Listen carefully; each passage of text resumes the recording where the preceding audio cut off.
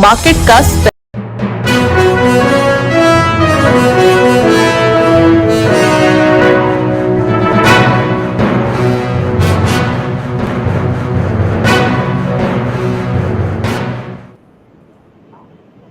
नमस्कार, स्वागत है आपका सरकार 2024 में देश का सबसे बड़ा डिजिटल शो, जहां पे हम लगातार लाइव स्ट्रीम कर रहे हैं। 100+ आवर्स की लाइव स्ट्रीमिंग है। 200 से ज्यादा एनालिस्ट, पैनलिस्ट, गेस्ट, एक्सपर्ट्स हमारे साथ में जुड़ रहे हैं और हम बात कर रहे हैं पोल्स की, पॉलिटिक्स की और पॉलिसीज की। समझने की कोशिश कर रहे हैं कि किस तरीके की चीजें हो रही हैं चुनाव में, किस तरीके के आंकड़े आ रहे हैं। लाइव उसको कवर कर रहे हैं और उस पर बात कर रहे हैं अलग अलग क्षेत्र से जुड़े हुए लोगों की, जो कि बता रहे हैं कि किस तरीके से उनके सेक्टर पे या उनकी इंडस्ट्री पे असर डाल रहा है चुनाव या आने वाली सरकार। और जो चीजें आंकड़े फिलहाल जिस तरीके के आ रहे हैं वो थोड़ा सा बीजेपी के लिए या एनडीए के लिए परेशान करने वाले हैं। तो चिंता की लकीरें निश्चित रूप से एनडीए के लिए, बीजेपी के लिए, क्योंकि एनडीए के पाले में 290 से भी कम सीटें रह गई हैं। अब 289 का आंकड़ा दिख रहा है, यानी 54 सीटों का नुकसान बीजेपी को होता हुआ दिख रहा है या एनडीए को होता हुआ दिख रहा है। और बाकी आंकड़ों पे भी नजर रखेंगे। मेरे सहयोगी मेरे साथ में कंचन नौटियाल जुड़ रहे हैं। जी, सुबह से हम आज बात कर रहे हैं नतीजों की, किस तरीके के नतीजे आएंगे। इनफैक्ट सुबह से नहीं, मार्केट में तो हम काफी लंबे समय से बात कर रहे हैं। जिस तरीके का हमें मोमेंटम मार्केट के अंदर देखने को मिल रहा है, वॉलेटिलिटी देखने को मिल रही है, इन्वेस्टर्स, ट्रेडर्स इसी को लेके परेशान हैं। उसके साथ ही साथ हम 2 जून से लगातार अलग अलग सेगमेंट के लोगों से मिल रहे हैं, अलग अलग सेक्टर्स के लोगों से मिल रहे हैं और जानने की कोशिश कर रहे हैं कि पिछले 75 सालों में क्या क्या चीजें हुई है। पिछले 10 सालों की बात करी जाए अगर, तो क्या क्या रिफॉर्म्स हुए हैं और साथ ही साथ आने वाली जो सरकार है उससे हमारी क्या उम्मीदें हैं, क्या मांग है, ताकि स्पेसिफिकली पूरे देश को एक प्रगति की ओर बढ़ाया जाए। और हम सेक्टर के एक्सपर्ट से जानने की कोशिश करें कि कौन कौन सी चीजें हैं जो ग्राउंड रियलिटी में अभी भी कहीं ना कहीं एब्सेंट है और उनका आना ग्राउंड में काफी ज्यादा जरूरी है। और ऐसा ही खास पैनल हमसे अब जुड़ चुका है और ये एक ऐसा सेक्टर है, इस तरीके का टॉपिक है जो सबके लिए बहुत ज्यादा इंपॉर्टेंट है, क्योंकि अगर ये वाला सेक्टर हेल्दी रहेगा तो कहीं ना कहीं जो देश की फाइनेंशियल हेल्थ है उसमें भी हमें अच्छा खासा जोरदार एक्शन देखने को मिलेगा। और ये सेक्टर है हेल्थ सेक्टर। जी सर। जी कंचन, तो सेहत की बात हो रही है, हेल्थ की बात हो रही है। फिलहाल जो रूलिंग पार्टी थी एनडीए जो है, उसकी सेहत खराब तो होती हुई दिख रही है, लेकिन क्या इतनी खराब हो सकती है कि सरकार न बन पाए? ये देखने के लिए अभी लास्ट ओवर तक और लास्ट बॉल तक ये मैच इंटरेस्टिंग रहने वाला है। फिलहाल जो आंकड़े हैं वो थोड़े से चौंकाने वाले भी हैं, क्योंकि एग्जिट पोल्स में जिस तरीके की चीजें दिख रही थी, जो रुझान थे, उससे बहुत अलग है। और फिलहाल 289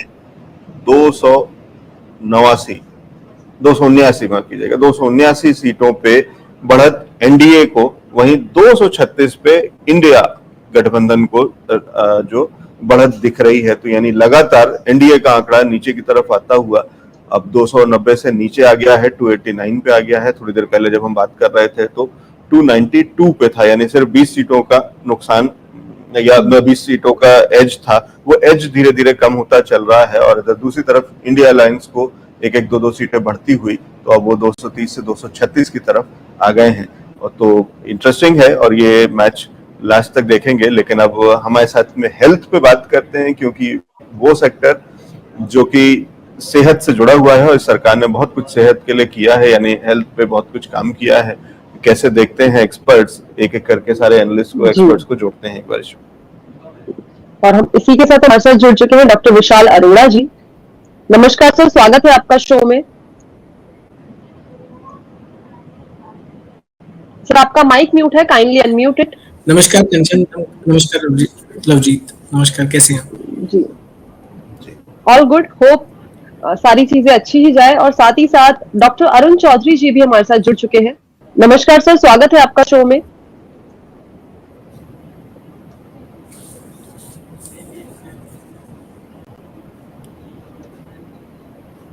आई थिंक टेक्निकल ग्लिच है डॉक्टर चौधरी की साइड से। डॉक्टर निरंजन जी हमारे साथ जुड़ चुके हैं। नमस्कार सर, स्वागत है आपका शो में। आई होप मेरी आवाज आप तक पहुंच रही होगी।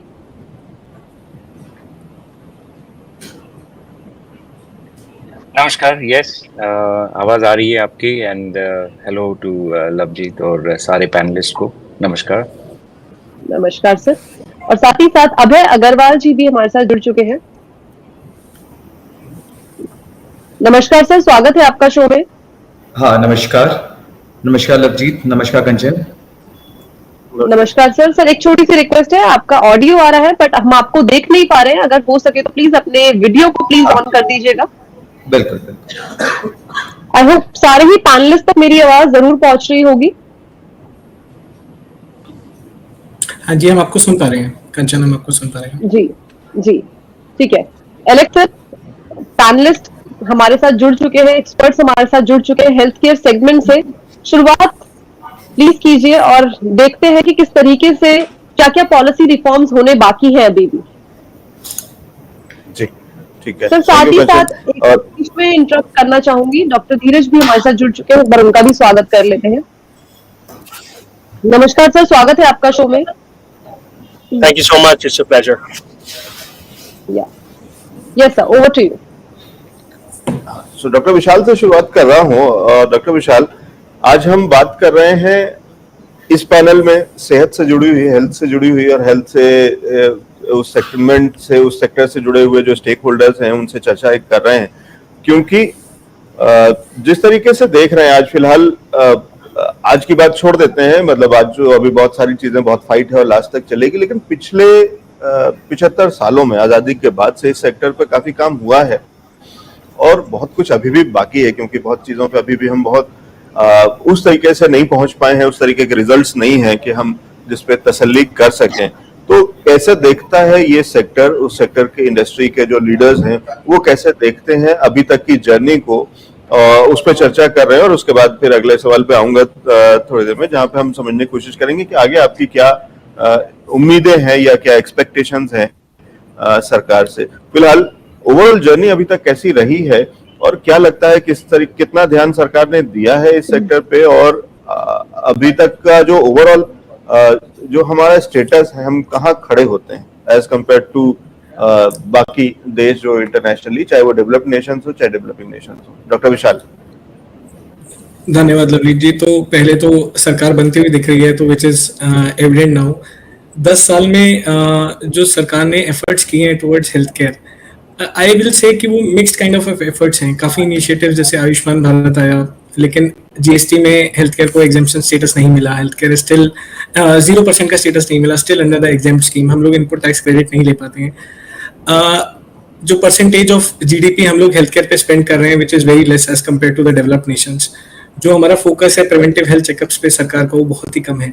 सो there are mixed feelings, and with the third term there is a lot of expectations this sector has from the government, especially जो schemes हैं जैसे कि आयुष्मान भारत स्कीम है। सो हेल्थ का क्लियर एजेंडा है, health care has to be accessible and affordable. आज भी हमारा मेजर हेल्थ केयर फोकस है मेट्रो सिटीज में एंड टीयर 1 सिटीज में। टीयर 2 टीयर 3 वाले लोगों को मेट्रो एंड टीयर 1 सिटीज में ट्रेवल करना पड़ता है। रफली around 65 to 70% total health care spendings out of pocket spendings है, विच मीन्स गवर्नमेंट का कहीं ना कहीं क्लियर डायरेक्टिव हेल्थ केयर की तरफ एक जो है जो फोकस आना चाहिए, वो हर बजट से हमारी एक्सपेक्टेशन होती है, कहीं ना कहीं मिस आउट होता चला जाता है। सो गोइंग फॉरवर्ड अभी हमारी एक्सपेक्टेशन ये है इस गवर्नमेंट से, जो अनआंसर्ड क्वेरीज हैं, जो अनआंसर्ड क्वेश्चंस हैं, इस बार वो आंसर हों।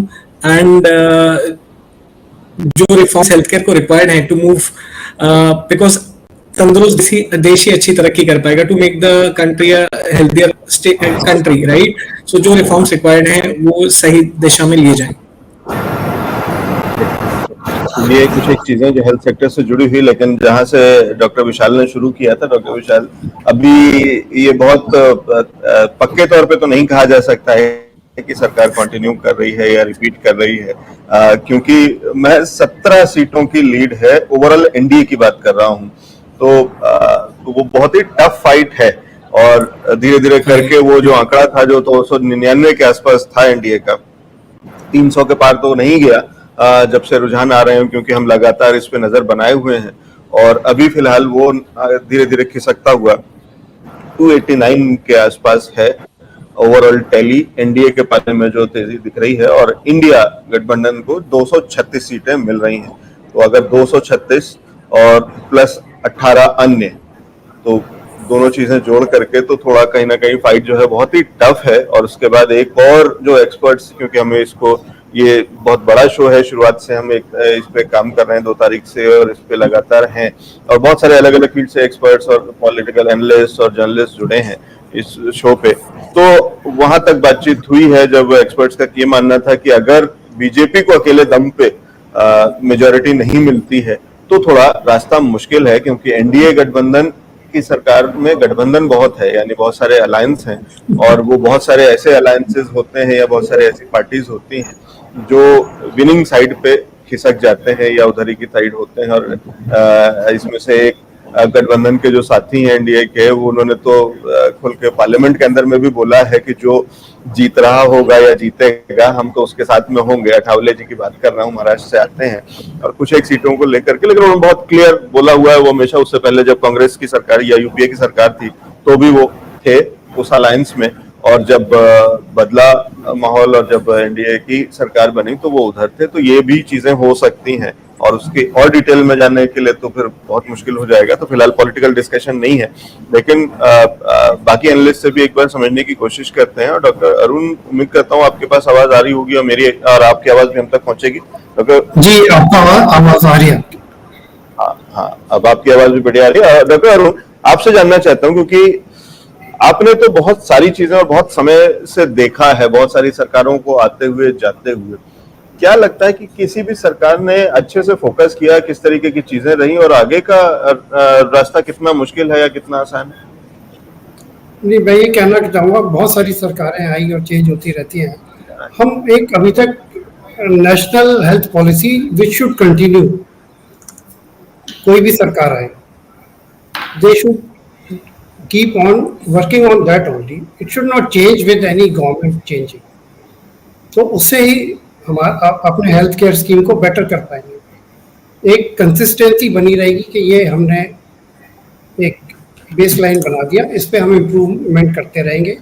आयुष्मान भारत से काफ़ी फर्क पड़ा, लोगों के पास पहुंच हुई, पर अभी भी उतना पेनिट्रेशन नहीं हो पाया है, और उसकी भी एक लिमिटेड वो है।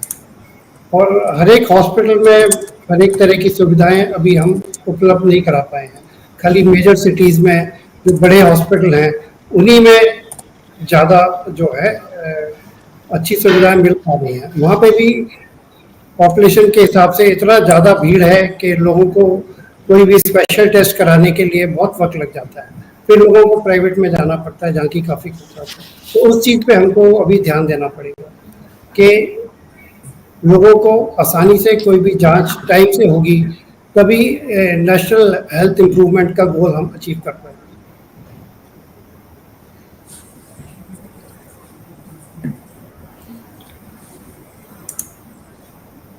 जी, क्या आप सुन पा रहे हैं? Hello, ji ji, I hope मेरी आवाज आप तक आ रही होगी सर। जी जी। तो अगर एक कंसिस्टेंसी, एक हम बेसिक वो बना दें, कोई भी गवर्नमेंट हो, कि हमारी ये हेल्थ स्कीम है, ये हमेशा चलती रहेगी, उसमें कोई चेंज नहीं होना चाहिए, उसी पे इम्प्रूवमेंट होना चाहिए, ताकि हर को उसका वो मिलता रहे, फायदा मिलता रहे। अब हर एक गवर्नमेंट आते, मैं किसी को क्रिटिसाइज नहीं कर रहा, वो अपने हिसाब से उसको चेंज करने की कोशिश करती है कि मैंने मोहल्ला खोल दिया, मैंने ये कर दिया। बट अगर कोई भी चीज़ कंसिस्टेंट रहेगी तो फिर लोगों को ज़्यादा बेनिफिट और फ़ायदा मिल पाएगा, क्योंकि हमारी पॉपुलेशन इतनी ज़्यादा, बीमारियाँ इतनी ज़्यादा हैं, हमारा इंफ्रास्ट्रक्चर से पानी की सुविधा, साफ सफाई की सुविधा इतनी नहीं है, तो लोग बीमार तो पड़ते हैं, इन्फेक्शन होते हैं। तो वो कंसिस्टेंसी जब तक हमारी हेल्थ केयर स्कीम में नहीं चलती रहेगी, उस पर आगे हर एक government should improve, they should keep on adding new things. तो ऐसा करने से ही हम अपने जो भी है हेल्थ केयर स्कीम को से डेवलपिंग कंट्री के हिसाब से आगे बढ़ा। राइट, तो वो जो पॉलिसी की कंसिस्टेंसी है उसका होना बहुत जरूरी है, ताकि वही कंसिस्टेंसी आगे चलते हुए भी मेंटेन रह सके। ठीक है, मूविंग फॉरवर्ड। मैं आया तो मेरे को इस तरीके से करना है, दूसरा आया तो उसने सोचा इस तरीके से कर देते हैं। You know, it should be left to the panel of experts in this particular field. कि तो ये डिसीजन हमेशा एक्सपर्ट्स का होना चाहिए, ना तो कि जो सरकार बदलती जा रही है उनका। एक पूरी कम्युनिटी ऐसी होनी चाहिए, एक कमेटी ऐसी होनी चाहिए जो लोगों की हेल्थ की तरफ देखते हुए, हेल्थ सेक्टर में डेवलपमेंट्स की तरफ देखते हुए इस बात का फैसला ले सके। Right sir? और अकॉर्डिंग टू द नीड उसी हिसाब से बजटिंग भी होनी चाहिए कि अभी पॉपुलेशन इतनी थी, अभी यहाँ पर इतना हो गया। जब तक वो नहीं बढ़ेगा तो आप सुविधा दे ही नहीं पाएंगे। राइट। ठीक है, moving forward Abhay sir, I would like to ask. कोई चीज बोली। Right, so Vishal sir, doctor I'll Arun की come चीज back को to you. सब्सटेंशिएट करना चाहूंगा। yes, okay sir, you can continue, Vishal sir. So Kanchan, doctor Arun की एक चीज को सब्सटेंशिएट करना चाहूंगा। सो जो डॉक्टर अरुण ने बहुत क्लियरली स्पेसिफाई किया, हर स्टेट गवर्नमेंट की अपनी स्कीम्स चल रही हैं। हम लोगों को उस ट्रेंड की तरफ मूव होना है जैसे NHS इन यूके, राइट? पूरे कंट्री में एक स्कीम हो। सारा जितना भी हेल्थ केयर का बजट है that is split into different state schemes. It has to be one national thing where reforms, जहाँ पे सारा पैसा एक ही जगह पे लगाया जाए, एक ही स्कीम के अंडर हो, जिससे लोगों को बेटर सुविधाएं मिल पाए। राइट, ठीक है। Moving forward doctor Abhay, I would like to ask you कि जिस तरीके से पॉलिसीज बनी है हेल्थ केयर सेक्टर में लोगों के हित के लिए, लोगों की हेल्थ के लिए, मेडिकल सेक्टर में पॉलिसीज बनी है, क्या आपको लगता है कि ग्राउंड रियलिटी में उनका इम्प्लीमेंटेशन उतनी ही तेजी से हो रहा है जिस तेजी से वो लिखी जा रही है और लॉज में आती जा रही है? यस कंचन, सो बेसिकली जो आपने बताया कि अगर आप देखें गवर्नमेंट का लास्ट आपका माइक म्यूट हो गया sir, kindly unmute it. Sorry, can you hear me now? Yes, see जैसे आप देखेंगे ये गवर्नमेंट ने स्कीम्स बहुत लेके आए हैं, जैसे अभी आयुष्मान भारत है, हमारा जन औषधि केंद्र है, हमारा दे आर वेलनेस सेंटर्स पे फोकस कर रहे हैं। काम मतलब स्कीम्स बहुत आ रही हैं, बट अगर आप ग्राउंड रियलिटी की बात करेंगे, इनफैक्ट मैं अभी बेसिकली हम अपनी स्टार्टअप के लिए भी keep on visiting lot of places and Tier 2 and Tier 3 cities. तो आप वहां जाके देखेंगे तो जन औषधि केंद्र एम्पैनलमेंट काफी हुआ है, मतलब दे शोज कि हमारे 20,000 हॉस्पिटल 30,000 हॉस्पिटल एम्पैनल्ड हुए हैं, बट ग्राउंड पे जो वो हॉस्पिटल्स हैं उनका पे आउट्स बहुत लेट होता है। मतलब अगर वो फ्री सर्विस लोगों को प्रोवाइड भी कर रहे हैं तो जो उनके पास पेमेंट आता है सरकार से उसमें बहुत डिले आती है, बहुत सारे टर्म्स एंड कंडीशन हो जाती है, जिसके कारण से वो हॉस्पिटल भी दे बिकम लिटिल इची की उनको दिक्कत आ रही है सरकार के साथ काम करते हुए। वो चाहते हैं कि इस जो ये पॉलिसीज है इसमें वो भी चाहते हैं इंप्लीमेंट करना, बट उसकी जो टर्म्स एंड कंडीशन है थोड़ा फ्लेक्सिबल रहे। तो कहीं ना कहीं सरकार को तो ये तो देखना चलेगा कि पॉलिसियां बहुत अच्छा बना रहे हैं, बट उनका ग्राउंड इंप्लीमेंटेशन भी उतना स्मूथ होना चाहिए। सिमिलरली आयुष जो हमारा जन औषधि केंद्र काफी आ गए हैं, तो उसमें हमारा मेक श्योर जो नंबर ऑफ SKUs है वो ज्यादा आए ताकि लोगों को ज्यादा से ज्यादा मेडिसिन जन औषधि केंद्र के अंडर आ पाए, एंड प्लस उनकी रीचेबिलिटी लोगों तक आनी चाहिए, क्योंकि अल्टीमेटली अगर उसके आप ये देखेंगे वो जन औषधि केंद्र जितने भी हैं वहां पे आपको 80% लेस पे मेडिसिन मिलती हैं, because all are generic medicine, but इनके मेन लोग कंज्यूम कौन करता है जो Tier 2 Tier 3 सिटी विलेजेस में, वहां पे अभी भी इसका पेनिट्रेशन बहुत लो है। सो फोकस सारा जैसा आपने बोला implementation is the main thing. हम लोग एक पॉलिसीज बहुत अच्छी बना सकते हैं, बट अगर जब तक उनका इम्प्लीमेंटेशन ग्राउंड पे स्ट्रांग नहीं होगा वो पॉलिसी कहीं ना कहीं फेल भी हो जाती है। बट सबसे अच्छी बात है सरकार की, एटलीस्ट इन्होंने they are showing positive intent to do it. अभी हम लोग चालू कर रहे हैं, जैसे मोदी जी कहते थे कि इंडिया इज लाइक इंडिया को चलाना, अगर आप जैसे अगर यू टर्न लेना है तो जैसे ट्रेन को अगर आप मोड़ना है तो it will go certain distance and then come back. तो सिमिलरली एज अ कंट्री इतना बड़ा है कि आज आप कोई पॉलिसी भी चाहो तो obviously it can't be implemented overnight, it will take its own time, but at least the intent is good and definitely जैसे जैसे फीडबैक्स आएंगे they will keep on improving it. Right, तो इस बारे में जानकारी ले ली है कि किस तरीके से इम्प्लीमेंटेशन का होना चाहिए, ग्राउंड रियलिटी में किस तरीके से लार्ज नंबर ऑफ पीपल तक, लार्ज नंबर ऑफ पॉपुलेशन तक इसे पहुंचना चाहिए। इसी के साथ ही साथ हमारे साथ जुड़ चुके हैं डॉक्टर मंजुला बागड़ी जी, एक बार उनसे भी मुलाकात करते हैं, जानने की कोशिश करते हैं। नमस्कार मैम, स्वागत है आपका शो में, please unmute your mic.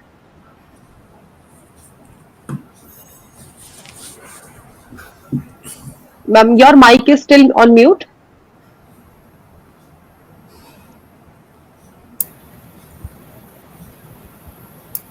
Yes, ma'am.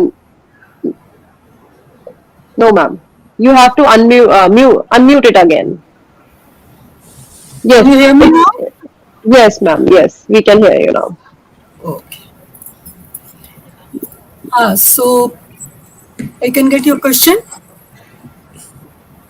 Ma'am, I'll आपका come back with question. मैं आती हूँ वापस से आपके पास सवाल के साथ. Meanwhile, हाँ, I would like to ask Dr. Niranjan, जिस तरीके से हम देख रहे हैं कि इलेक्शन का तो अभी हमें फेज नहीं पता कि क्या रिजल्ट आने वाले हैं, लेकिन थोड़ी देर में ये जो हमारा सामने ये स्टांस है कि कौन सी पार्टी जीतेगी, कौन सी रूलिंग पार्टी बनेगी अगले 5 साल के लिए, ये तो बात की बात है. लेकिन पार्टी चाहे कोई भी बने, सरकार किसी की भी आए, ऐसे कौन से प्राइमरी गोल्स होने चाहिए? अगर हम पॉइंटर्स में बात करें प्राइमरी गोल्स की, कि सरकार कोई भी आए लेकिन एटलीस्ट होना तो उन्हें, जैसे कि सर ने भी बताया, जैसे अरुण सर ने भी मेंशन किया, ये सरकार आते ही बदलने नहीं चाहिए, ये हमेशा कंसिस्टेंट होने चाहिए. लेकिन वो होने कौन से चाहिए जिनको हमेशा एक कंसिस्टेंसी में मेंटेन रहना चाहिए? हाँ, नमस्कार, थैंक यू. ये बहुत अच्छी सवाल है. मैं ये बोलना चाहता हूँ, पहली बात ये है कि कम से कम हमारी जो पिछले सरकार थी, उन्होंने इनिशिएट किया, बहुत सारे योजनाएं लेके आए, और इससे काफ़ी लोगों को मतलब कम से कम जितना हमने प्रोजेक्ट किया था उतना तो पहुंचा नहीं होगा ग्राउंड रियलिटी में, लेकिन कम से कम शुरुआत तो हुई. और मुझे लगता है जो भी गवर्नमेंट आएंगे अभी, इस जो योजना है और ये सारे स्कीम्स है, इस पे हमें बिल्ड करना चाहिए, और ज़्यादा इसको ये हर साल जो है या हर बजट के साथ एक्स्ट्रा बजट अलाउंस होना चाहिए, थोड़ा और उसका कैपिंग बढ़ाना चाहिए. एक हर ये ऑनगोइंग प्रोसेस होता है, ये सिर्फ एक बार अगर हम इंट्रोड्यूस करके भूल नहीं जा सकते हैं. इसको हर टाइम हमें इम्प्रूव करना चाहिए, क्योंकि जैसे जैसे हमारे मेडिसिन इवॉल्व होते जाएंगे और डिवाइसेस आते रहेंगे, मॉडर्न मेडिसिन, मॉडर्न टेक्नोलॉजीज आते रहेंगे, हमें भी अडेप्ट करनी चाहिए. हमारी कंट्री की एक और स्पेशलिटी है कि हमारा प्राइवेट सेक्टर बहुत स्ट्रांग है. प्राइवेट हॉस्पिटल्स का जो योगदान है काफ़ी स्ट्रांग है. तो मुझे लगता है गवर्नमेंट को इसको आइडेंटिफाई करके साथ में जुड़ के अगर ऐसे पॉलिसीज लेके आए जहां दोनों सेक्टर्स को थोड़ा बहुत फायदा तो नहीं, लेकिन कम से कम पेशेंट के हित में अगर हम कुछ साथ में कर सकते हैं, कुछ पॉलिसीज ऐसे एनेबल करें कि सरकार और प्राइवेट हॉस्पिटल्स दोनों मिला के अच्छे काम कर सकते हैं, उसको एनकरेज करना चाहिए. कुछ ऐसे पॉलिसीज लेके आना चाहिए, और कैपिंग और कॉस्टिंग सब इम्प्रूव करना चाहिए. राइट, ठीक है.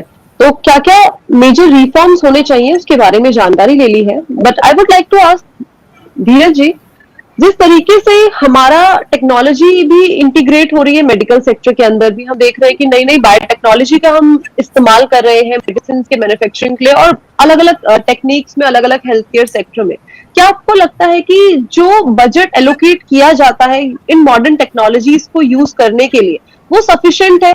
और ये कहीं ना कहीं हम ये भी मान सकते हैं कि जो हम इतना बड़ा डेवलपमेंट नहीं कर पा रहे हैं सेक्टर में, वो कहीं ना कहीं एक तरीके से बजट भी है इसमें? ना बिल्कुल सही बोल रहे हैं. बजट एलोकेशन, एक्चुअल कुछ भी आप नया टेक्नोलॉजी, कुछ नया R&D लाते हैं, उसमें कैपिटल इन्वेस्टमेंट काफी लगता है. टेक्नोलॉजी भी बहुत जल्दी चेंज हो रहा है. तो आप अगर जेनेटिक टेक्नोलॉजी देखें जिसमें हम DNA लेकर डायग्नोस्टिक करते हैं, वो टेक्नोलॉजी हर 3 साल में चेंज होता है. तो आपको इंफ्रास्ट्रक्चर को बिल्डअप करने के लिए जो कैपिटल चाहिए वो तो है ही अलग से, पर वो टेक्नोलॉजी को जो चेंज जो रेगुलर होता है उसके लिए अलग. और आई थिंक मेजर इन्वेस्टमेंट मेरे ख्याल से एक्चुअली पेनिट्रेशन में ज्यादा लगता है. तो I think unless you are going deeper into rural, unless you are going deeper into the segment जिनके पास एक्सेस नहीं है, वहां पर अदरवाइज आज अपना अर्बन में देखें, हेल्थ केयर अपने बहुत अच्छे शेप में है, बिकॉज एज डॉक्टर निरंजन ने भी बोला कि हमारा private health care is in a very good shape. In fact जब भी मैं अभी बात कर रहा हूँ, मैं लंदन में हूँ और NHS के पार्किंग लॉट से बात कर रहा हूँ. तो NHS UK का पब्लिक हेल्थ केयर हम कितना भी अच्छा बोले, बहुत बुरी शेप में है, बहुत बुरी हालत में है. डेवलप्ड देशों का public health care system, India का private health care system is in the best in the world. तो हमें वहां से सीखना चाहिए, वहां क्या क्या कर सकते हैं. अपने देश में सबसे बड़ा major issue preventive versus curative का है कि हम प्रिवेंटिव पर ध्यान नहीं देते. एंड आई थिंक जो कोविड में जो हुआ पैंडेमिक, वहां से सबको, मतलब हमने 700-800 मिलियन लोगों ने कोविड के सैंपल दिए घर में बैठकर. उन्होंने वैक्सीन लगवाई सेंटर्स में जाकर। तो पैंडेमिक ने बहुत बड़ा चेंज लाया है कि माइंडसेट में लोगों के कि हेल्थ केयर में हमें इलनेस की जगह वेलनेस में जाना चाहिए।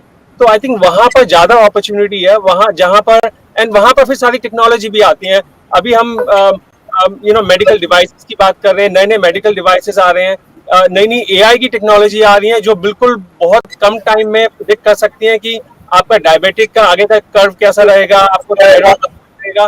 तो मेरे ख्याल से आई थिंक ज्यादा फोकस टेक्नोलॉजी इन्वेस्टमेंट का प्रिवेंटिव में ज्यादा रहे तो वो बेहतर रहेगा। आई थिंक इन बड़े देशों में वहां पर काफी सालों से ये चलता आ रहा है।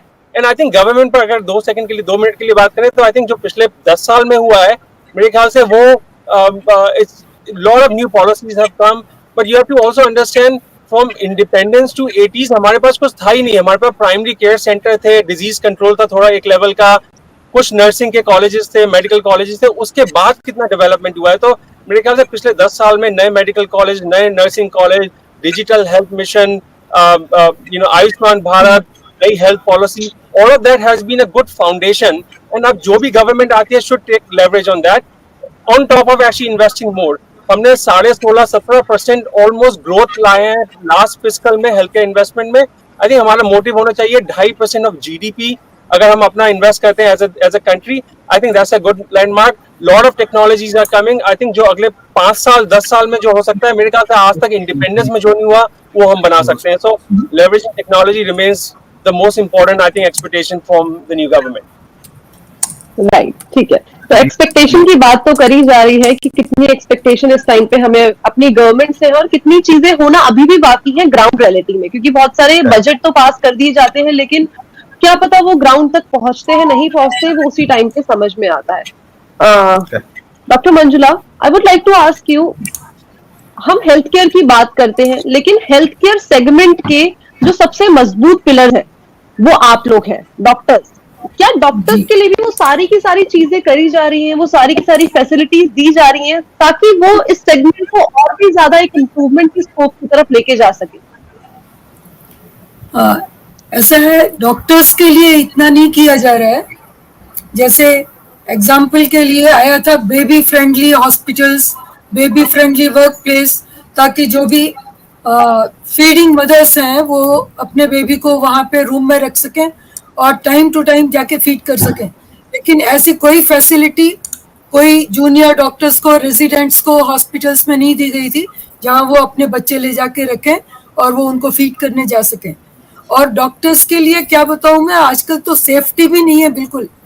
कितने सारे डॉक्टर्स के लिए यहाँ तक कि मर्डर भी हो जाता है और लेडीज फीमेल डॉक्टर्स के लिए भी कोई सेफ्टी नहीं है।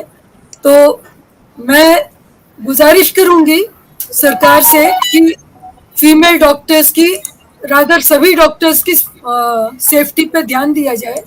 जरा ऐसा किया जाए कुछ कि डॉक्टर्स के ऊपर कोई हमला नहीं कर सके, उनको कोई मार नहीं सके, कोई मर्डर नहीं कर सके। तो डॉक्टर्स तो सभी पेशेंट्स की गुड फेथ में ही काम करते हैं। वो चाहते हैं, कोई डॉक्टर नहीं चाहता कि उनका पेशेंट ठीक नहीं हो, मर जाए। सब यही चाहते हैं कि हमारा पेशेंट अच्छा हो जाए, लेकिन उनकी डॉक्टर्स की खुद की सेफ्टी बिल्कुल नहीं है।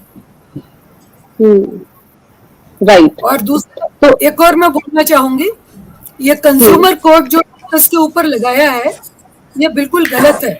डॉक्टर्स के ऊपर नहीं होना चाहिए, और अगर रखा जाए तो इसको डबल साइडेड किया जाए कि अगर डॉक्टर ने कोई गलती नहीं की है, पेशेंट ऐसे ही क्लेम कर रहा है, तो अगर ये प्रूव होता है कि डॉक्टर्स की गलती नहीं है तो पेशेंट को उतना सेम अमाउंट देना पड़ेगा जितना वो डॉक्टर से आप पूछ रहे थे। So most of the time there is no negligence, no fault of doctors, all this is disease process only. लेकिन doctors are taken for a ride and they are assassinated also। राइट। So, मेरी एक safety बहुत major concern है इसमें। हाँ जी, बहुत concern. Right.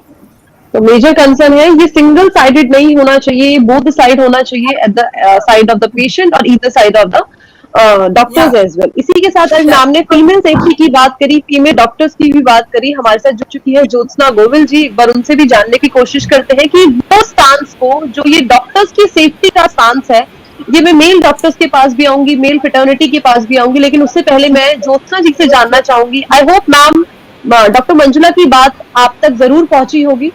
जरूर, हाँ जी, पहुंचे। हाँ, thank you for joining us. Yes ma'am, over to you. मुझे नहीं लगता है कि मैं क्वालिफाइड हूँ डॉक्टर सेफ्टी के ऊपर बात करने की। हाँ, जरूर सबकी सेफ्टी होनी चाहिए, सिर्फ डॉक्टर्स की क्यों। एनजीओ वर्कर्स भी जाते हैं इनटू द फील्ड, बात करते हैं लोगों से। ये कोई जरूरी नहीं है कि कोई जान के कोई गलत इंफॉर्मेशन देता है, but safety is a concern for everybody who works in the field. Right, ठीक है। Moving forward, doctor Niranjan, I would like to ask you in the same कि जो मैम ने अभी एक मुद्दा छेड़ा है डॉक्टर मंजुला ने कि हाँ ये जो सेफ्टी का कंसर्न है, क्या आपको किस तरीके की चीजें फेस करनी पड़ी है? इस तरीके की प्रॉब्लम्स मेल फर्टर्निटी के साथ भी आई है या फिर फीमेल डॉक्टर्स फर्टर्निटी के साथ ही इन चीजों को देखा जा रहा है?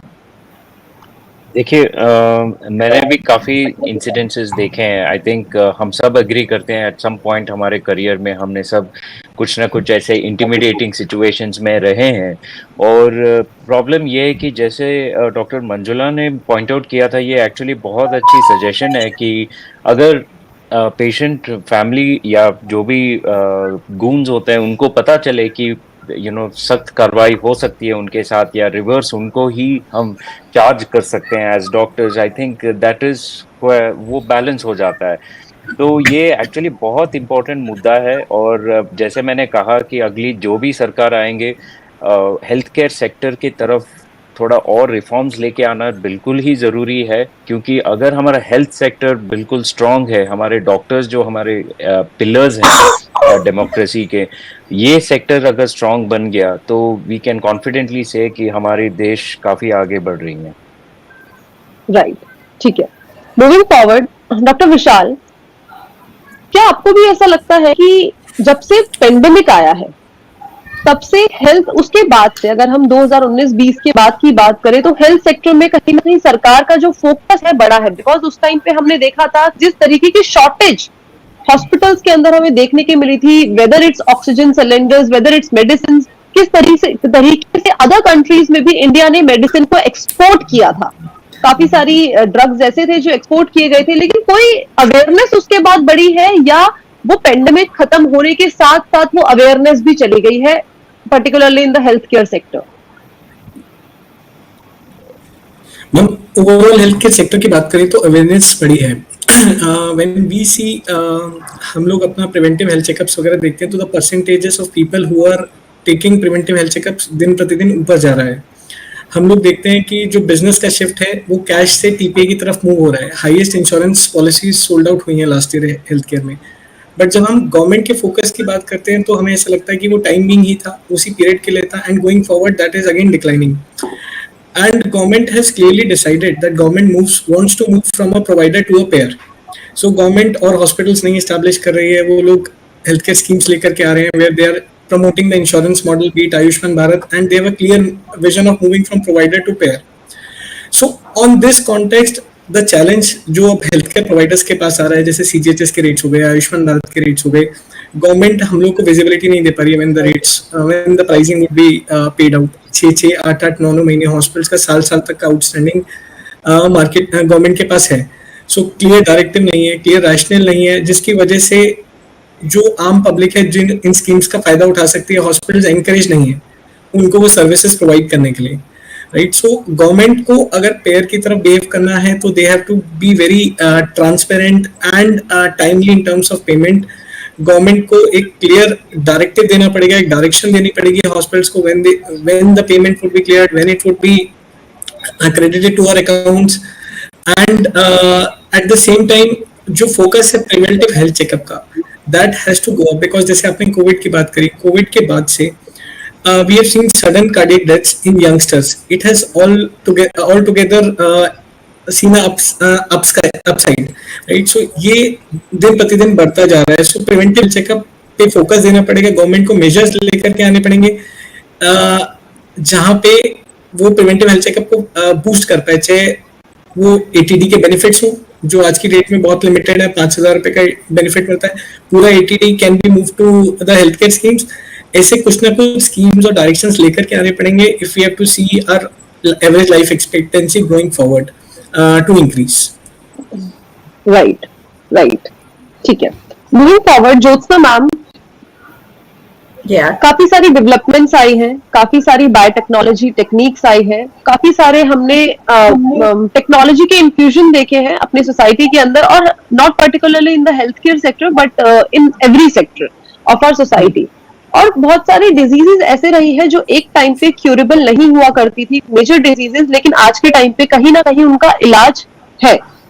आप एक ऐसे सेगमेंट में काम करती हैं जहां पे एक डिजीज है कैंसर, उससे काफी लोग पीड़ित हैं, उसकी काफी जेनरिक मेडिसिन भी आई है, काफी ऐसी मेडिसिन भी आई है जो एक छोटे से छोटा तबका भी उसका इस्तेमाल कर सके, लेकिन फिर भी क्या आपको लगता है कि वो मेडिसिन जो है वो हर किसी तक अवेलेबल है, और not only the high class society?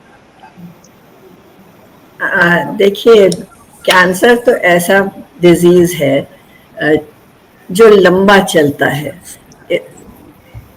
जो बाकी जैसे और डिजीजेस में एक इंजेक्शन ले लिया, एक सर्जरी हो गई और बिल्कुल ठीक हो जाते हैं, कैंसर उस टाइप का डिजीज नहीं है। तो उसका इलाज जो है महीनों तक आगे चलता है, और इसलिए उसमें एक तरह का अनसर्टेनिटी भी है, और डेफिनेटली जितना लंबा चलेगा उतना ज़्यादा खर्चा भी है। तो इट इज़ इम्पॉर्टेंट कि गवर्नमेंट ही नहीं, हम सब लोग जाने कि prevention is better than cure. हम अपने व्हीकल्स का हम इंश्योरेंस नहीं, सर्विसिंग, ऑर्डिनरी सर्विसिंग हम सालाना करते हैं, लेकिन अपने शरीर के लिए हम कुछ नहीं करते। हम प्लान नहीं करते कि हम कभी बीमार हो सकते हैं।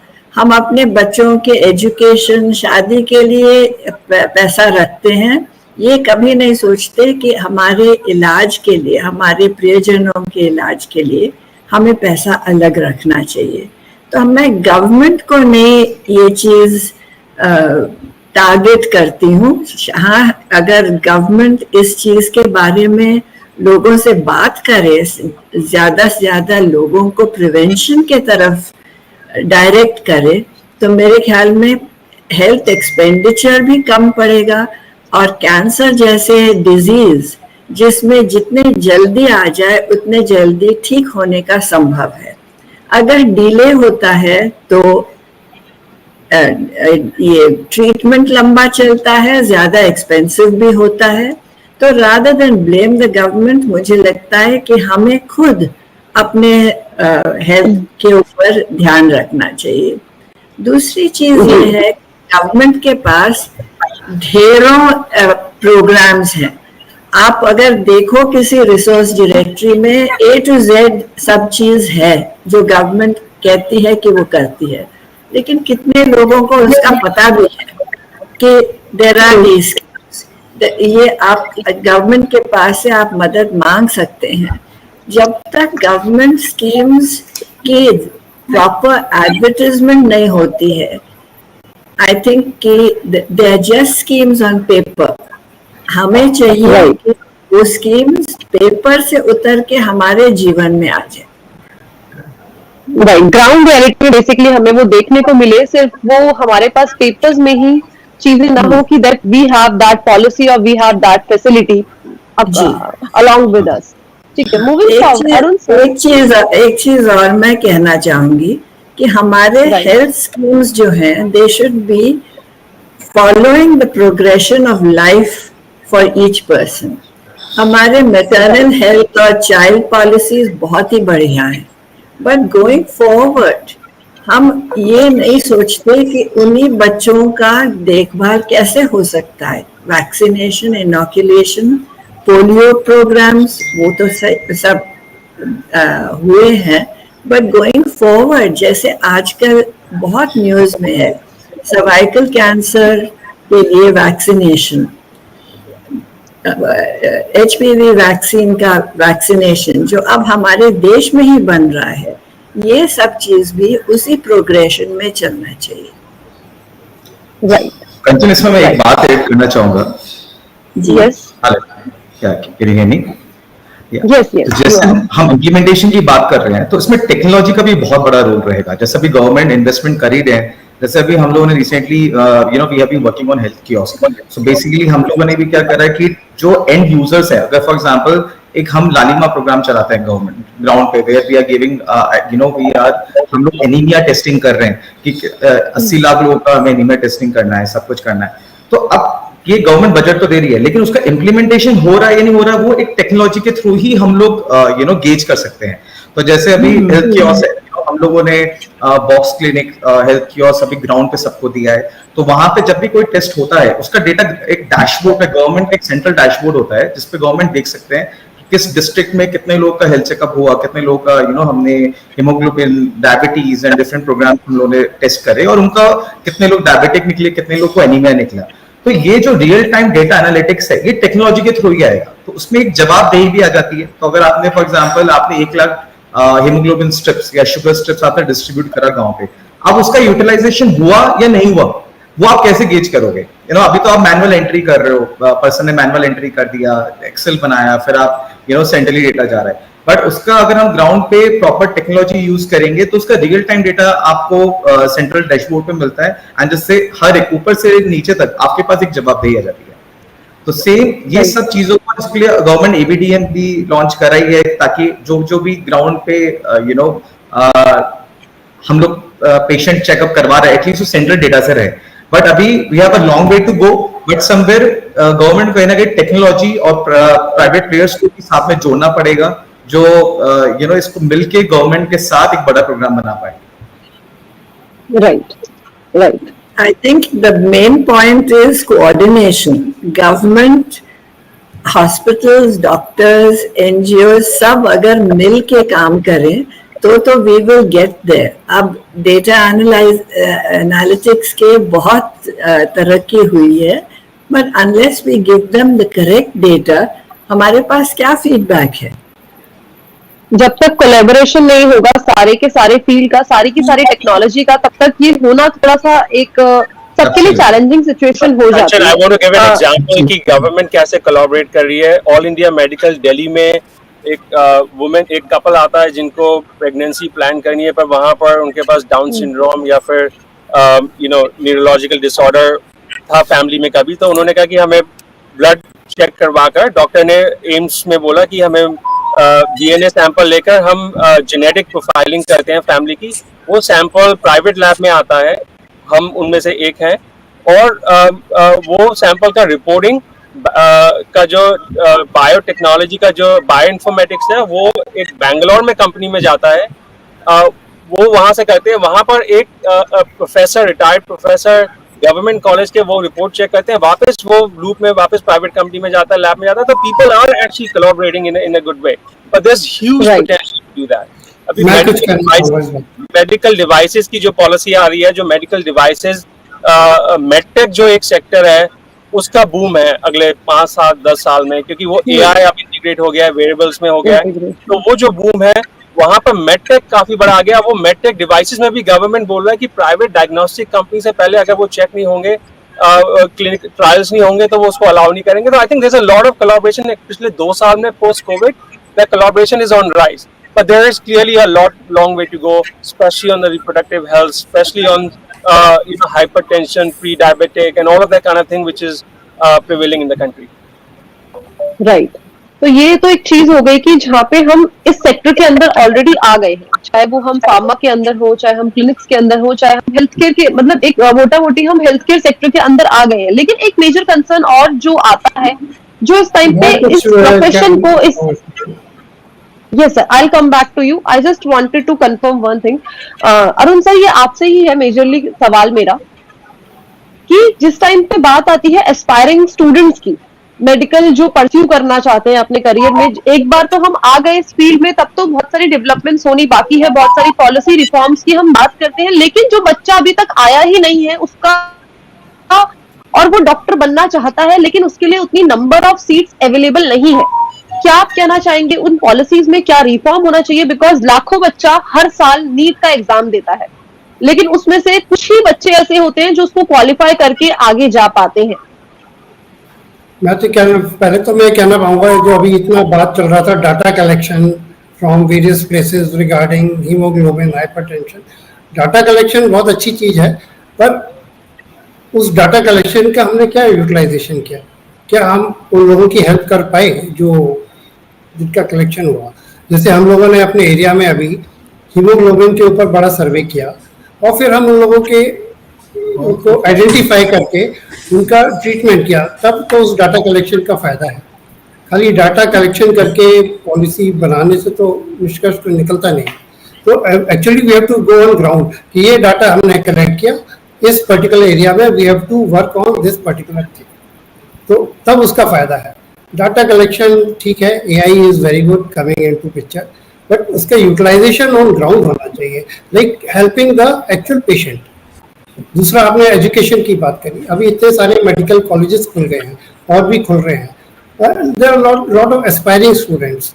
सबसे पहले मैं तो ये कहना चाहूँगा कि एस्पायरिंग तो बहुत सारे होते हैं, but we should be able to identify the real talent जो एक्चुअली इंटरेस्टेड है, नॉट अंडर प्रेशर। मतलब he should be really dedicated to become a doctor, क्योंकि डॉक्टर एंट्री तो कर लिया, बट उसके बाद you should have that dedication कि हाँ मुझे इस फील्ड में काम करना, because there are so many things which doctor को, जो कि उसको टाइम है, ड्यूटी आवर्स है, ये सब करना पड़ता है। तो talent identification and then proper training which is required. Number of seats बढ़ाने से तो I agree will get more doctors, but main part is actual proper training which should be, we should have a national policy. Okay, these things which the NMC has recently guided us, like making an Indian medical graduate, and these are the competencies we should know. So we are on the right track as far as education is concerned. But only thing is increasing number of seats is fine, but we should be also be able to get those many teachers and instructors to do that. That's what I say. It should be.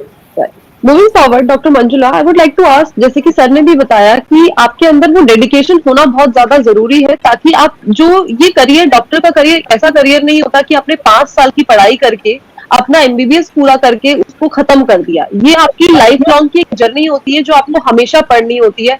कोई भी virus नया आ रहा है, कोई भी bacteria नया आ रहा है, you have to do the complete research कि उसका आपको क्योर किस तरीके से निकालना है। But at the same time अगर हम बात करें नंबर ऑफ सीट्स की, again I am coming back to the same point कि जितना बच्चा, जिस तरीके से पॉपुलेशन बढ़ती जा रही है आज के टाइम पे, इंडिया की सबसे बड़ी पॉपुलेशन हो चुकी है, और उसमें से हर तीसरे घर में हर बच्चे का सपना होता है कि उनका, हर माँ बाप का सपना होता है कि उनका बच्चा या तो डॉक्टर बने या तो फिर इंजीनियर बने। क्या ये कंपटीशन आपको अपने टाइम पे भी देखने को मिला था? क्योंकि जिस तरीके से अब सीट्स के लिए हमें एक फाइट देखने को मिलती है, और बच्चे हर साल, हर 3 साल 4 साल बाद की पढ़ाई करने के बाद भी वो पेपर नहीं निकाल पाते हैं। और वही बात अगर ये करी जाए कि वो प्राइवेट मेडिकल कॉलेजेस में एडमिशन ले ले, तो उस टाइम पे होता है कि उनको फाइनेंशियल स्टेबिलिटी इतनी ज्यादा नहीं होती है कि वो अपनी फीस को अफोर्ड कर सके। तो इसके लिए क्या रिफॉर्म्स होने चाहिए और क्या अल्टरनेटिव्स हैं? यही नहीं सिर्फ कि हमारे पास गवर्नमेंट कॉलेज इतने होने चाहिए, अल्टरनेटिव्स और क्या क्या होने चाहिए? एक्चुअली ये तो हमेशा चलता रहा है, उस जमाने में भी था। उस समय हर कॉलेज के लिए अलग अलग कॉम्पिटिटिव एग्जाम था, लेकिन आजकल क्या है, ये एक अच्छी चीज हो गई कि एक एग्जाम है, उसमें आप हर कॉलेज के लिए कॉम्पीट कर सकते हैं। जहाँ तक प्राइवेट कॉलेजेस का सवाल है, तो वहाँ पे वो लोग बहुत अच्छी ट्रेनिंग देते हैं, लेकिन क्योंकि उनको खर्चा लगता है तो इसलिए वहाँ पे फीस बहुत हाई रहती है। तो जो लोग अफोर्ड कर सकते हैं वही प्राइवेट कॉलेजेस में पढ़ सकते हैं, हर एक अफोर्ड नहीं कर पाएगा, इसलिए गवर्नमेंट कॉलेजेस ज़्यादा होने चाहिए। और दूसरी मेरी रिक्वेस्ट है, एक ऐसा स्ट्रक्चर होना चाहिए कि लगे कि ये पूरा इंडिया का है। जिस जमाने में वो थी, उस जमाने में स्टेट वाइज था कि ये हमारी स्टेट, आप यहाँ के डोमिसाइल नहीं है तो आपको यहाँ की सिटी के कॉलेज में एडमिशन नहीं मिलेगा। तो ये तो फिर मतलब इंडिया को छोटे छोटे पीसेस में डिवाइड कर दिया, अलग अलग स्टेट, आप इस स्टेट में रह रहे हैं तो इस स्टेट के कॉलेज में एडमिशन मिलेगा, नहीं तो नहीं मिलेगा। और मेडिसिन में उसी को जाना चाहिए जिसे खुद को इंटरेस्ट है, क्योंकि आप जिसमें जा रहे हैं आपका जीना मरना उसी में है। तो आपको हमेशा अपनी नॉलेज अपडेट करनी रहती है। ये नहीं कि 5 साल पढ़ के पढ़ाई हो गई तो काम खत्म हो गया। एक्चुअली पूछो तो 5 साल पढ़ के यू आर नो वेयर। उस दिन आपको डिसाइड करना रहता है कि आपको आगे क्या करना है, क्या पढ़ना है, किसमें आगे काम करना है। तो वो सब सोच के फिर आप जिसमें चाहते हैं उसमें एडमिशन मिले नहीं मिले, क्योंकि पोस्ट ग्रेजुएट सीट्स तो बहुत कम है एमबीबीएस की सीट्स की तुलना में। वैसे हमारे देश ने बहुत तरक्की की है। पिछले 2 साल में more than 100 medical colleges open हो गए हैं। तो सीट तो अभी 1 लाख के ऊपर है, लेकिन चाहने वाले उससे ज्यादा हैं। तो अगर गवर्नमेंट सेक्टर इंक्रीज होगा तो अच्छा होगा। और ये बंधन तोड़ दिया जाए, इंडियन नेशनैलिटी के ऊपर रहे सीट्स, ऐसा नहीं रहे कि आप महाराष्ट्र के डोमिसाइल न रहे और साथ ही साथ आपको स्टेट वाइज डिवाइड ना किया जाए। आपको एज अ भारतीय, एज एन इंडियन, आपको एक सीट के लिए लड़ने को आज यहाँ रह रहे हैं, कल को हम तमिलनाडु में चले गए तो हमको वहां भी वही अपॉर्चुनिटी मिलनी चाहिए जो यहाँ मिल रही है। इसलिए सब पूरा एक नेशन वाइड होना चाहिए। Right, moving forward, doctor Niranjan, I would like to ask you, आप मुझे प्लीज पॉइंटर्स में बताइएगा क्या क्या और चीजें हैं जो होनी बाकी है सेक्टर में, और आपका जो पर्टिकुलरली हम सेक्टर की बात करें कार्डियक के बारे में, कितनी अवेयरनेस है अभी हमारे देश में और कितनी और ज्यादा आनी बाकी है? बिकॉज जिस तरीके से हम देख रहे हैं हमारा मेंटल स्टेबिलिटी, वो कहीं ना कहीं मेंटल हेल्थ हमारी बहुत ज्यादा मेजर कंसर्न बन चुकी है, और हमारा जो दिमाग का खेल है वो सीधा होता है दिल से। और आजकल ये वाला जो फेज है ये हम टीनेजर्स में भी देख रहे हैं, ये आफ्टर मीनोपॉज फीमेल्स में भी काफी ज्यादा हमें ये चीजें देखने को मिल रही है। उनका बीपी हाई है, उनको बहुत सारी इन चीजों को फेस करना पड़ रहा है, और स्पेशली आफ्टर द मीनोपॉज। तो किस तरीकों के रिफॉर्म्स होने अभी भी बाकी हैं और क्या क्या चीजें ऑन ग्राउंड हो रही है? देखिए, इस पॉइंट के बारे में अगर हम बात करें कि विमेन हेल्थ जो है वो एक अलग ही डिस्कशन होता है, और स्पेशली चाहे वो कार्डियक हेल्थ में हो, चाहे वो ऑब्स्टेटिक्स एंड गायनेकोलॉजी या कैंसर या ऑन्को सर्जरी में हो। अगर हम कार्डियक के बारे में बात करें एज अ होल, वैसे तो हमारे बहुत सारे प्राइवेट हॉस्पिटल्स काफ़ी एडवांस्ड है इस थेरेपी में, कार्डियक थेरेपीज में, लेकिन आजकल कुछ हॉस्पिटल्स ऐसे भी आ रहे हैं कि विमेंस हेल्थ पे थोड़ा ज़्यादा ध्यान दे रहे हैं, विच इज़ वेरी इंपॉर्टेंट। पहले ये अवेयरनेस नहीं थी कि इनको कम हो सकता है, इनको ज़्यादा हो सकता है, और मेनोपॉज के बाद कार्डियक सिम्टम्स या हार्ट अटैक्स होने की ज़्यादा संभावना है। तो ये आजकल आ रहे हैं और ये ऑनगोइंग रिफॉर्म्स है। ये एक गवर्नमेंट जो एक ऐसे अवेयरनेस कैंपेन करना चाहिए कि women's health as a general should be focused, and also private sector के जो हॉस्पिटल्स हैं उनके साथ मिला के they have to bring out maybe special policies that can attract women to get themselves checked, and to have them prioritize their health much more than what it is right now.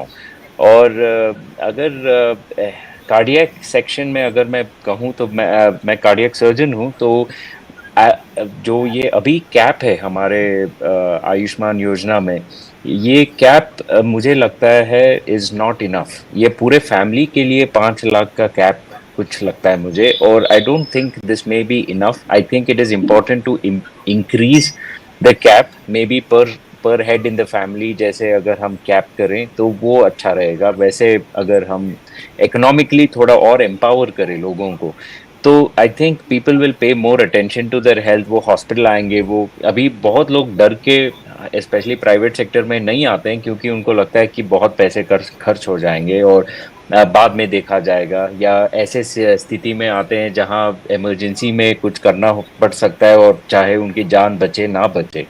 तो ये अगर आप देखोगे तो ये पूरा एक circle होता है। ये बहुत पहले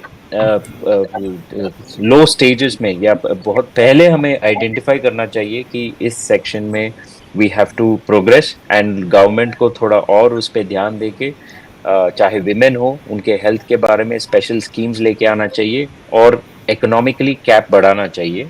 इससे patients will be more encouraged to pay attention to their health. Right, ठीक है.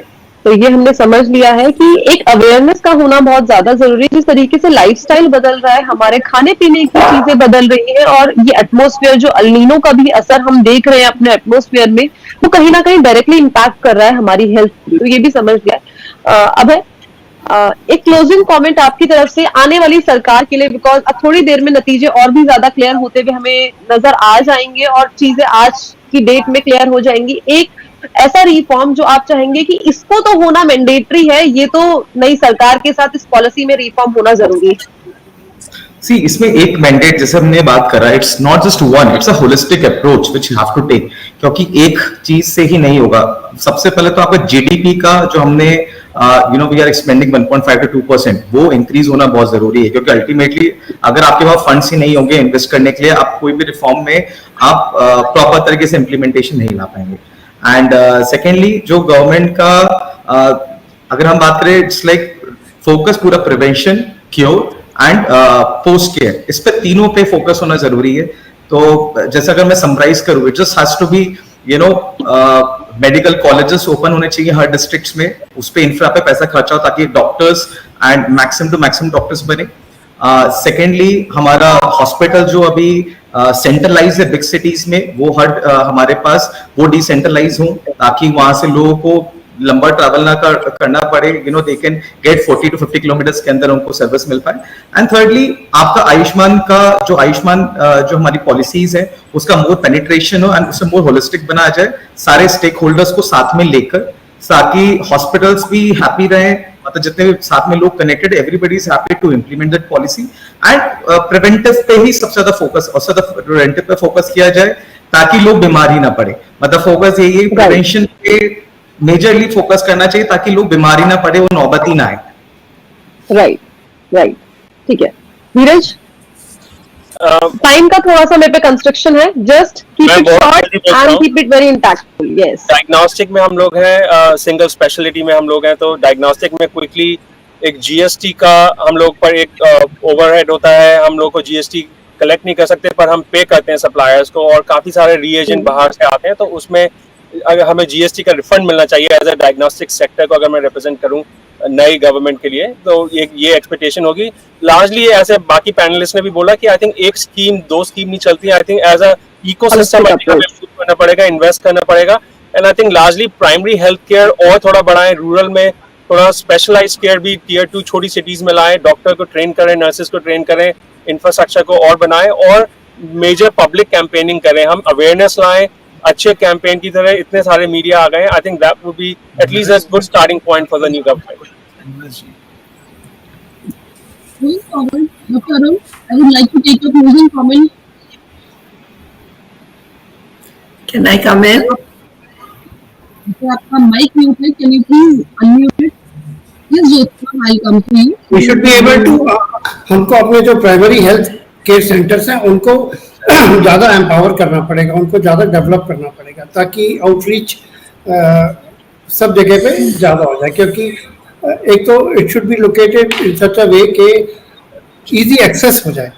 अगर उसकी जगह से बहुत दूर है, से किसी गांव या कहीं से, तो वो सोचेगा कि चलो मैं लोकल डॉक्टर से, जो कि ट्रेन भी नहीं है, उससे इलाज कराऊँ. तो उसमें क्या होता है, वो कुछ भी दवाई खाएगा तो उसकी तबीयत और खराब होती है. By the time he reaches the proper hospital, वो उस स्टेट पे होता है कि फिर वो वहाँ जाके, जैसे अभी आपने बताया ना कि उसको कुछ प्रॉब्लम हो गई, तो वो फिर बोलते हैं जी डॉक्टर की गलती है. तो उस चीज को एम्पावर करना पड़ेगा. और health education, fine, we are on the right track. More seats will be added and more doctors will be produced. तो slowly I think we should be able to control this situation. More doctors, more outreach, or better care for population. Right, ठीक है. Moving forward, doctor Manjula, आपका मैं closing comment लेना चाहूंगी. क्या क्या reforms हम आने वाली गवर्नमेंट से एक्सपेक्ट कर रहे हैं जो होने चाहिए? एक मैं कहना चाहूंगी कि हमने पोर्टेबल अल्ट्रासाउंड मशीन रखी जिसको मैं एज स्टेथ यूज करती थी। तो एज स्टेथ यूज करो तो it is for patients benefit. So many things we can rule out and we can come to some conclusion. Right. So this, because of the rule that ultrasound machine cannot be shifted, this, that, so many things is there and so many hassles are there that I stopped using ultrasound machine. उसमें बहुत सारे rules आ गए, तो ये नहीं होना चाहिए। इसमें पेशेंट का ही नुकसान है कि हम लोग एज ए क्लिनिशियन हम स्टेथ की तरह यूज कर रहे हैं, तो वो पेशेंट के बेनिफिट के लिए है। दूसरा, जैसे डबल साइडेड कंज्यूमर कोर्ट का रूल होना। तीसरा, safety for all the health workers is a concern. This is my request. Right, ठीक है। तो डॉक्टर मंजुला का भी एक पॉइंट बस मैं ऐड करना चाहूंगा। हमें जिस तरीके से हमने अपने हाईवेज को ट्रांसफॉर्म करा है under bye involving private players under PPP model लाके, आई थिंक वही चीज अगर हम लोग अपने गवर्नमेंट सेक्टर में करें, कि हमारे पीएचसीज बहुत है हमारे पास, हमारे पास इंफ्रा की कमी नहीं है, हमारे पास ग्राउंड पे है, बट उनका यूटिलाइजेशन नहीं हो पा रहा है। तो अगर कहीं ना कहीं अगर हम लोग प्राइवेट पीपीपी मॉडल में आए, प्राइवेटाइजेशन में भी इसमें इन्वॉल्व करें, ताकि जो उनका इंफ्रा को एक अच्छे से यूटिलाइज करके लोगों को बेस्ट सर्विस प्रोवाइड कर पाए, then I think it can go a long way. जैन पीएचसीज को हम लोग एज सैटेलाइट क्लिनिक्स बड़े हॉस्पिटल के साथ जोड़ सकते हैं, एंड एंड में जितने भी हमारे आशा वर्कर्स एंड आंगनबाड़ीज हैं उनको और बेटर हम लोग इक्विप करें, because ultimately last mile connectivity वही लोग दे रहे हैं। जब हम लास्ट माइल की डिलीवरी की बात करते हैं, they are people on the ground. तो हमें कहीं ना कहीं प्राइवेटाइजेशन को भी गवर्नमेंट जैसे हाईवे को रिवॉल्यूशनाइज करा है। आज हम सब बात करते हैं, पहले कोई नहीं सोच पाता किस तरह हाईवेज बन गए हैं। Similarly if something like this come into the picture in health care, that it will completely revolutionize the health care sector. तो आई थिंक अगर फोकस रहेगा तो कहीं ना कहीं गवर्नमेंट को प्राइवेट सेक्टर को इन्वॉल्व करके और एक साथ में लेके चलना पड़ेगा, then I think results can be more faster and more better. Right, मैं भी एक पॉइंट ऐड करना चाहूंगी। ये बहुत सारी पॉलिसीज हैं और सब पेशेंट्स के लिए उनके अच्छे के लिए ही बनी है, लेकिन उनका इम्प्लीमेंटेशन कैसे करना। अभी मेरे पास एक पेशेंट है, पुअर पेशेंट, उनकी कॉस्ट लगेगी 35 lakhs का ट्रीटमेंट है, लेकिन how to approach, whom to approach and how he can receive the treatment, all these are problematic. Nobody knows how to do that. So this should be clear. Thank you. Thank you for the opportunity. Yes, ma'am. Jyotsna, yes, ma'am. Your closing comment. We talk of multi-speciality hospitals. Every doctor wants to specialize and super specialize. But my request to the government is to strengthen the department and the doctors in public health at the GP and the family physician level. If we don't do that, सारे मरीज tertiary hospitals में भर जाते हैं। वहाँ इतने लंबे cues इसलिए हैं कि हमारे पास प्राइमरी डॉक्टर्स नहीं हैं। जो पुराने ज़माने में फैमिली फिजिशियंस थे, वो पूरे फैमिली को जानते थे और किसी की बीमारी जल्दी से पकड़ में आ जाती थी। It's time to go back a little bit before we keep on talking about new technology, new this, new that. Yes, it is all necessary. और हमारी संस्था भी believe करती है कि give the technology in the hand of the end user, which is the patient. तो हमारा भी एक छोटा सा ऐप है जो कैंसर के ऊपर है और it's so simple to use। और मैम कोई चार्ज नहीं है, we don't charge a पैसा for the use of that app. We just want people, doctors, patients, everybody to understand cancer, take steps against getting it at all, and if they have it, to recognize risk factors and symptoms so that it can be caught early. It's called Rise Against Cancer. It's available free of cost. For God's sake, use it. Right. Okay. Moving forward, Dr. Vishal, I would like to take your closing comment. Sure, Kanchan. So it was a very encouraging panel, and एक चीज बहुत clear है panel से, which I think everyone would agree, for the future country के लिए it has to be a collaborative approach where private and public sector works together as one team, तभी country को healthcare अच्छा हो पाएगा, right? So इसके लिए एक बहुत clear जो directive government को बनाना चाहिए, it has to be a body जहाँ पे पब्लिक और प्राइवेट दोनों रिप्रेजेंटेशन हो, जो डायरेक्शंस बने जॉइंटली बने, जहाँ पे प्राइवेट सेक्टर का भी हित रखा जाए, गवर्नमेंट सेक्टर का भी हित रखा जाए, एंड जो कि विन विन हो सबके लिए, पूरी कंट्री के लिए. So that is one thing which is a transparent environment, जहाँ की गवर्नमेंट जब प्रोवाइडर से पेयर बनना चाह रही है, वो ऐसी स्कीम्स लेकर के आई, जब वो पेयर बने हम लोग उसको एक्सेप्ट करने के लिए, एक्नॉलेज करने के लिए रेडी हूँ. We welcome with open arms, and and benefit जो है every citizen of the country हो, right? So that would be my stand. It has to be a clear directive by the government, एक transparent scheme हो and collaborative approach हो. जी, तो बहुत ही खास panel था जहाँ पे हमने बातचीत करी एक होलिस्टिक अप्रोच की, किस तरीके से हमारे फ्यूचर को और भी अच्छा करा जा सकता है, कैसे पॉलिसीज को रिफॉर्म करा जा सकता है. थैंक यू सो मच आप सभी का हमारे साथ जुड़ने के लिए, इस विषय में बोलने के लिए. Thanks a lot for joining us today. Thank you so much. Thank you, Kanchan. Thank you for bringing this panel. Thank you so much. Thanks a lot. तो ये थे हेल्थ सेक्टर से खास पैनलिस्ट जिन्होंने बताया कि इस टाइम पे हेल्थ सेक्टर में क्या क्या चीजें हैं जो इस टाइम पे नहीं हुई है, क्या क्या चीजें होनी बाकी है और क्या क्या चीजें अपकमिंग गवर्नमेंट से वो मांग रही है, ताकि हेल्थ सेक्टर को ओवरऑल एक और भी ज्यादा सक्सेसफुल सेक्टर बनाया जा सके आने वाले टाइम पे, जहाँ पे हमें इन चीजों से गुजरना ना पड़े जो आज ग्राउंड रियलिटी में होता हुआ हमें दिख रहा है. इसके बाद